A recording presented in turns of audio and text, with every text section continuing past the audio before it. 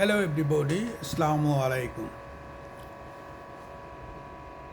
আমি প্রতিনিয়ত কিছু সূরার সারসংক্ষেপ বর্ণনা করি। আজকেরও করব। পাশাপাশি আমি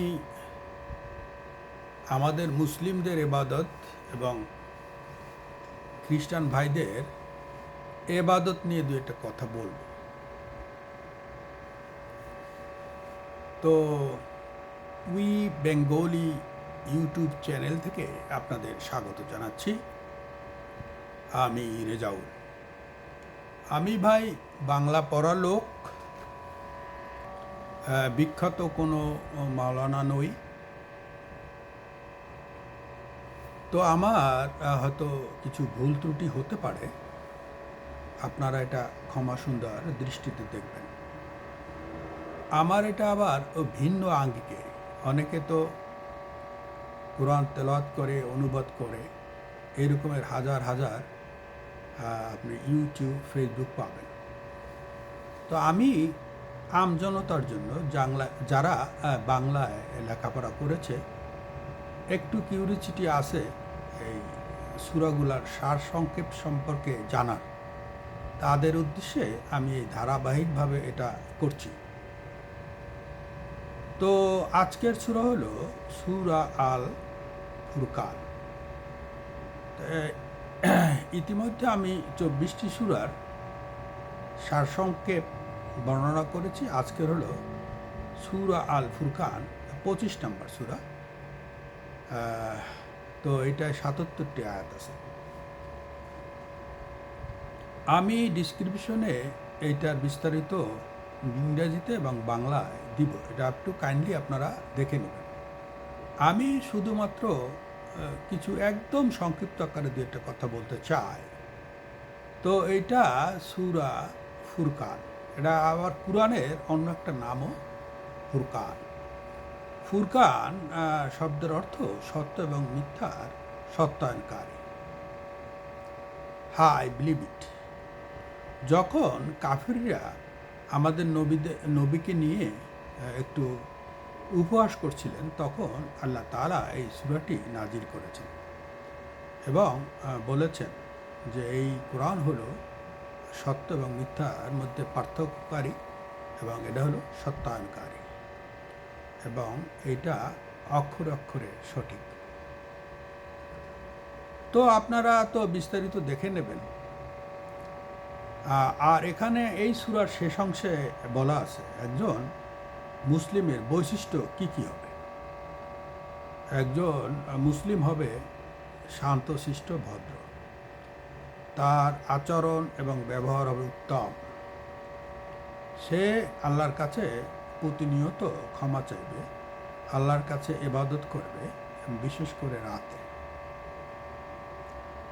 সে দম্ভভরে পৃথিবীতে বিচরণ করবে না এবং কখনোই সে মূর্খের সাথে অযথা তর্কে লিপ্ত হবে না। যাই হোক, এইসব কথা তো আপনারা বহুভাবে শুনেছেন। তো আমার যেহেতু কিছু ভক্তকুল আছে যারা এই আমার মতোই বাংলা এবং বড় কোনো মাওলানা না, তারা আবার এগুলো ভালো করে গ্রহণ করেছেন। তো এখন যদিও বাজারে খুব সমসাময়িক বিষয়গুলো খাচ্ছে, লক্ষ লক্ষ লোক দেখছে, তো আমি যেহেতু পরিণত বয়সে, আমি আবার ওই গড্ডালিকায় গা ভাসিয়ে দিচ্ছি না। কারণ এই যে সাম্প্রতিককালে অভ্যুত্থান হইল, এজন্য আমরা খুবই গর্বিত। কারণ এ যাবৎ আমাদের বাক স্বাধীনতা ছিল না, তো এখন বাক স্বাধীনতা ফিরে পেয়েছে। তো আমাদের সিনিয়রদের আশা যে আসলে এই পরিবর্তনটা একটু স্থায়ী হোক এবং আমাদের পুরো দেশটা একটু সিস্টেমাইজ হোক। আমার ব্যক্তিগত মতামতগুলো, যেমন ধরেন আগেও কয়েকবার অভ্যুত্থান হয়েছে, কিন্তু একদল গেছে আর একদল আসছে, কিন্তু আমাদের আমজনতার খুব একটা উপকার হয়নি। তো আমি সংশ্লিষ্ট যারা ম্যানেজমেন্টে আছেন, রাষ্ট্র পরিচালনায় আছেন, তাদের বলবো যে আপনারা পুরো দেশটাকে একটা সিস্টেমায় জানেন, এই অফিস আদালতগুলা ঘুষ এবং দুর্নীতি মুক্ত করুন। যাই হোক, আরেকটা প্রসঙ্গে আসি। আমি আসলে ওই যে গির্জায় গিয়েছিলাম। আমাদের যেখানে থাকি এখানে ধারে কাছেই বেশ কয়েকটা গির্জা আছে। তো আমি সময় সুযোগ পেলে স্পেশালি ওই যে রোববার, আমি রোববার গির্জায় যাই। তো আমি দুইটা গির্জায় গিয়েছিলাম, আগেও গিয়েছি। এখন আমি শুধুমাত্র আমার ভাইদের জানানোর জন্য এটা বলছি।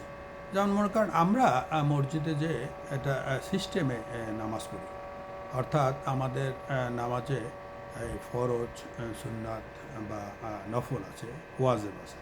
তারপর আমরা নিয়ত করি, তারপর আপনার তাকবীর পড়ি, তারপর সূরা কিরাত পড়ি, রুকু করি, সিজদা করি এবং অবশেষে আমরা সম্মিলিত অথবা ইন্ডিভিজুয়ালি আপনার মোনাজাত করি।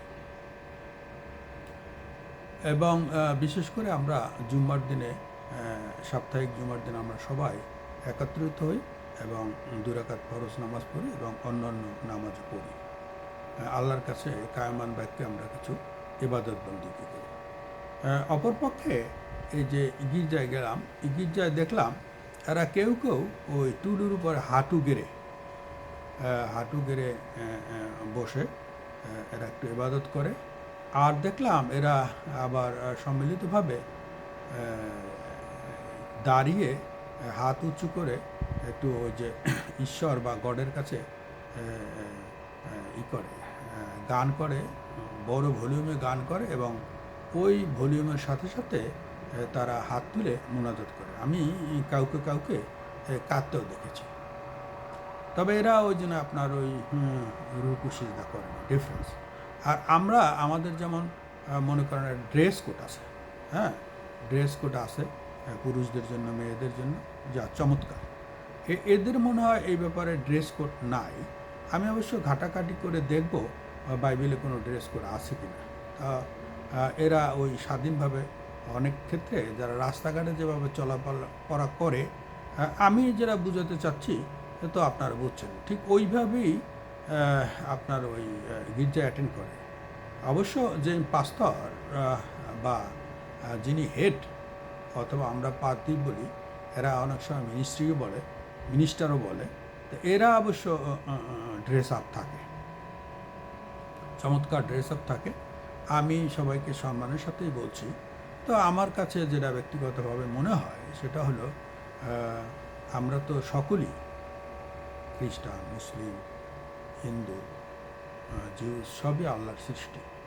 আল্লাহ আমাদের সবাইকেই বাঁচিয়ে রেখেছেন।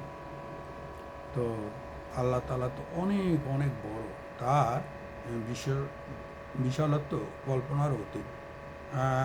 তিনি যেহেতু আমাদের একটা ছোট্ট সময়ের জন্য এখানে পাঠাইছেন, তার কাছে যখন অ্যাপ্রোচ করব, আমাদের সবাইকে নমনীয় এবং কি বলবো, ভদ্র হওয়া উচিত বলে আমি মনে করি।